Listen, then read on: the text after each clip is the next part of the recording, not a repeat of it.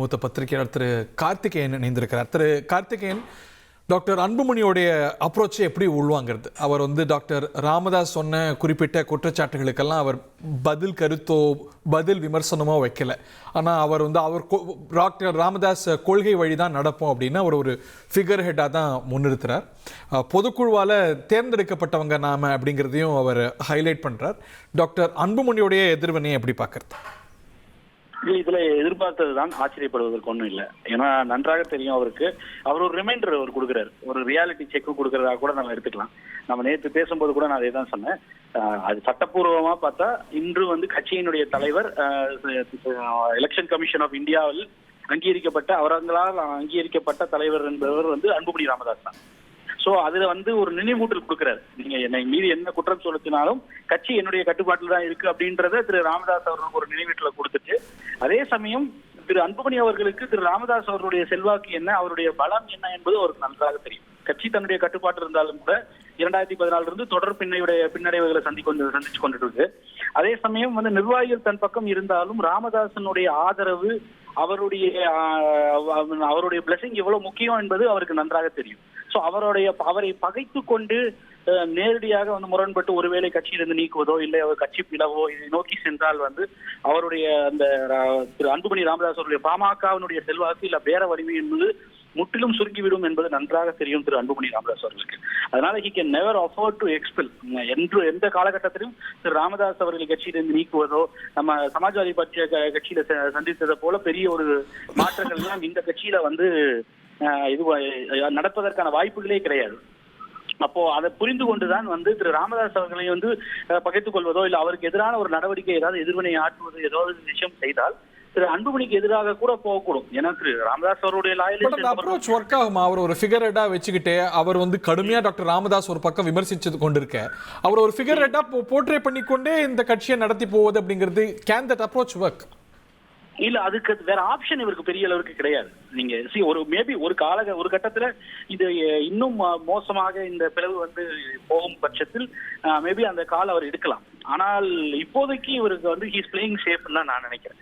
திரு அன்புமணி அவர்கள் இவரை நேரடியாக மிகவும் மோசமாக அவரை ஒரு நீங்க இன்ஃபேக்ட் இப்ப எல்லாரும் சொல்லக்கூடிய ஒரு முக்கியமான விஷயம், ராமதாஸ் அவர்கள் மீது விமர்சனங்கள் ஆயுதம் வைத்தாலும் கூட அன்புமணி அவர்கள் அந்த பாண்டிச்சேரி பொதுக்குழுவில் பேசும் பொழுது நேரடியாக முரணை வெளிப்படையாக பேசியது அப்படின்னு சொல்லி திரு ராமதாஸ் அவர்கள் பட்டியலிட்டார்களா நேற்று எங்கெங்கெல்லாம் திரு அன்புமணி தவறு செய்தார் என்பது.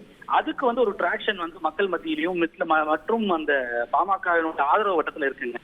எப்படி ஒரு அன்புமணி அவர்கள் எந்தெந்த கட்டத்தில் எல்லாம் திரு மருத்துவர் ராமதாஸ் அவர்களை இழிவுபடுத்தினார், இல்லை மிலிட்டரி பண்ணிட்டே இருந்தார், சிறுமைப்படுத்தினார் என்று ஒரு விமர்சனமும் உண்டு.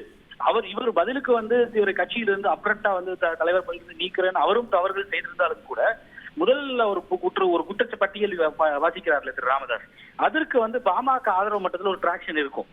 அப்ப அதை நமக்கு எதிராக போய்விடக் கூடாது என்பதில் ரொம்ப குறியாக இருக்கிறார் அவர் திரு அன்புமணி அவர்கள்.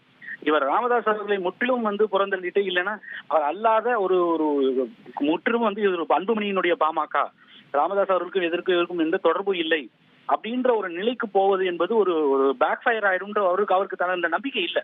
ராமதாஸ் இல்லாமல் நம்மளால் அந்த சமூக மக்களையோடைய ஆதரவை கட்டமைக்க முடியும், அதை ஆதரவை பெற்று ஒரு பெரிய வலுவான ஒரு அமைப்பாக ஒரு சக்தியாக உருவெடுக்க முடியும் என்ற நம்பிக்கை அவருக்கு இல்லை என்றதை நம்ம புரிஞ்சுக்க முடியும். அதனால்தான் ராமதாசனுடைய அந்த ஆதரவு தேவை. அவரை நேரடியாக அதாவது தனிப்பட்ட முறையில் அவரை விமர்சனம் வைத்தாலும் கூட, அவருடைய தாயை தனிப்பாட்டில் எடுத்து வீசி அடிச்சாரு அப்படின்லாம் விமர்சனம் வைத்தாலும் கூட ஒரு காஷன் ஒரு ரெஸ்ட்ரெயின்ட் எக்ஸசைஸ் பண்றாரு திரு அன்புமணி அவர்கள். அதுக்கு காரணம் தன் மீது இருக்கக்கூடிய அவருக்கு நம்பிக்கையின்மை. இன்னொன்று, இவர்களால் ராமதாஸை தவிர்த்து விட்டு பாமக ஆதரவு வட்டமாக இருக்கக்கூடிய வன்னியர் இன மக்கள் மத்தியில் இருக்கக்கூடிய அந்த ஆதரவை மொத்தமா கன்சாலிடேட் பண்றதோ இல்ல அதை எடுப்பதோ இவரால் இயலாது என்ற அவருக்கு அந்த நம்பிக்கையின்மை இருக்கு. அதனோட வெளிப்பாடு தான் அது.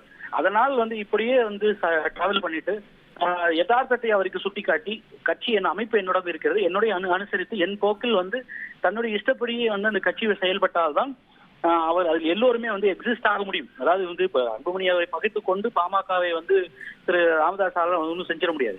அமைப்பு உள்ளுமே அவர்கிட்ட இருக்கு. வெறும் 10 பேர் கூட வர்றதில்லை.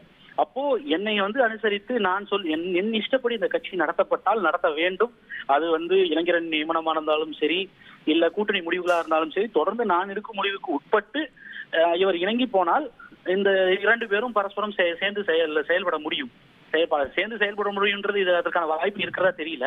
ஆனால் குறைந்தபட்சம் வந்து இன்னும் வந்து மோசமாக ஒரு எம்பராஸ்மெண்டா வந்து இவரை கட்சியிலிருந்து அவரை நீக்கிறது, இது போன்ற நடவடிக்கைகளுக்கு போகாமல் இதே நிலையில் தொடரலாம் அப்படின்ற ஒரு முடிவை நோக்கி தான் இவர் தள்ளுறாரு.